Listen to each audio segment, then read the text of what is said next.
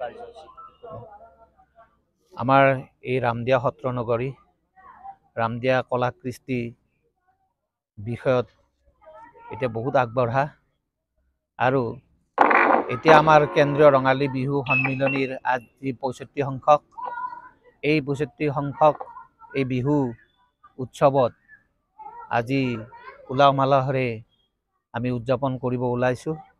আজি আমাৰ শুভ আৰম্ভ হিচাপে আজি প্ৰথম বিহুৰ দিনাই পতাকা উত্তোলনৰ কাৰ্যসূচী হৈ গ'ল, বৃক্ষৰোপণ হৈ গ'ল আৰু শ্বহীদ বেদীত আমাৰ শ্বহীদ তৰ্পণ কৰা হ'ল আৰু এতিয়া আমাৰ খেল ধেমালি চলি আছে আৰু এনেকৈ আমি কিছুদিন পিছত এটা নিৰ্দিষ্ট দিনত আমি আমাৰ মুকলি এখন বিহু সভা পতা হ'ব আৰু সিদিনাই মানে আমাৰ গায়ক মানে অসমৰে মানে স্বনামধন্য এজন গায়ক মানে ইয়াত আমন্ত্ৰণ কৰা হ'ব আৰু সিদিনাই আমাৰ বিহুৰ সামৰণি পৰিব।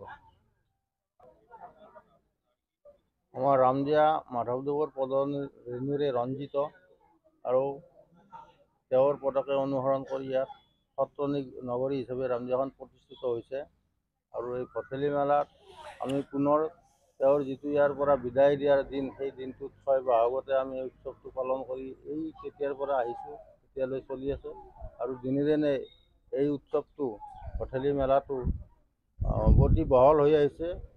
অকল অসমৰে নহয়, অসমৰ বাহিৰৰো বিভিন্ন ব্যৱসায়ী ইয়াতে আহে, বিভিন্ন মানুহ এই ভঠেলি মেলা চাবলৈ আহে আৰু তেওঁলোকক আমি যিমান পাৰোঁ অভ্যৰ্থনা কৰোঁ আৰু তেওঁলোকে আমাৰ পৰা সন্মান ইত্যাদি পাই যায় আৰু আমাক এতিয়ালৈ প্ৰশংসা কৰি আছে আৰু পিছলৈ আমি এনেধৰণৰ উৎসৱ এটা অধিক ভাল কৰিম বুলি আমি প্ৰণ কৰি আছোঁ।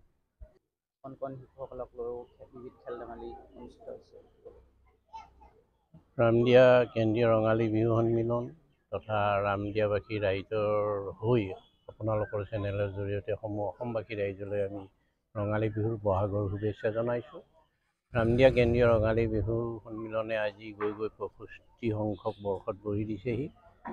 সকলো ৰাইজক একত্ৰিত কৰি পতাকা তলত সমবেত হৈ ঐক্য সমন্বয়েৰে যাতে আমি জাতিটোক বান্ধ খুৱাই ৰাখিব পাৰোঁ, তাৰ বাবে ৰামদিয়া ৰঙালী বিহু সন্মিলনৰ উদ্যোক্তাসকলেও আগবাঢ়ি যোৱাৰ প্ৰয়াস কৰিছে। সেই উদ্দেশ্যে কণ কণ শিশুসকলৰ মাজত বিভিন্ন খেলা ধূলা পাতি ৰং ধেমালিৰ মাজেৰে যাতে সকলোৰে মনত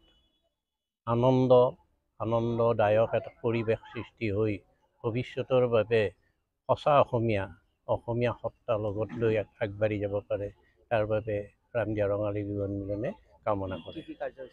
ৰামদিয়া ৰঙালী বিহু সন্মিলনৰ আজিৰ ইতিমধ্যে কণ কণ ল'ৰা ছোৱালীসকলৰ খেলা ধূলা আছে, পতাকা উত্তোলন, শ্বহীদ তৰ্পণ এইখিনি হৈ গ'ল আৰু কাইলৈ ইয়াৰ খেলুৱৈসকলৰ মাজত ক্ৰিকেট প্ৰতিযোগিতা, তাৰপিছত প্ৰীতি ফুটবল খেলৰ আয়োজন কৰা হয়। এই প্ৰীতি ফুটবল খেলত অগ্ৰজ অনুজ সকলোখিনিয়ে মানে অংশগ্ৰহণ কৰে। ঠিক এক ৰঙৰ উৎসৱৰ সৃষ্টি কৰাৰ মানসিকতাৰে এই অনুষ্ঠানসমূহৰ আয়োজন কৰা হয় আৰু ৰাসত এক আমন্ত্ৰিত শিল্পীৰে বৰ্ণাঢ্য সাংস্কৃতিক অনুষ্ঠানৰ আয়োজন কৰা হয়।